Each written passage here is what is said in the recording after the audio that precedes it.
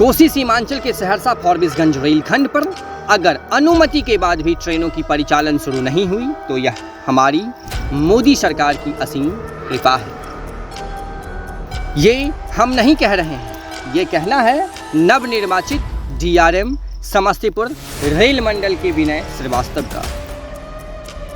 सोचने वाली बात यह है कि स्वीकृत ट्रेनों का परिचालन अब तक शुरू क्यों नहीं हुआ, तो जवाब है सिर्फ उद्घाटन, जो मोदी सरकार को करना है।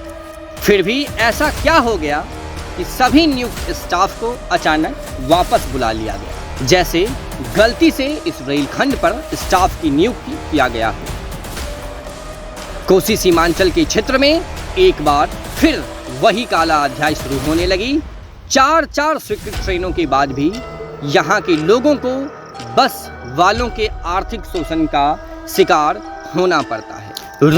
रोज हो रही धरना प्रदर्शन अब उग्र होता जा रहा है। मानो राह देखते देखते अब यहाँ के लोगों की आंखें पथरा गई हो।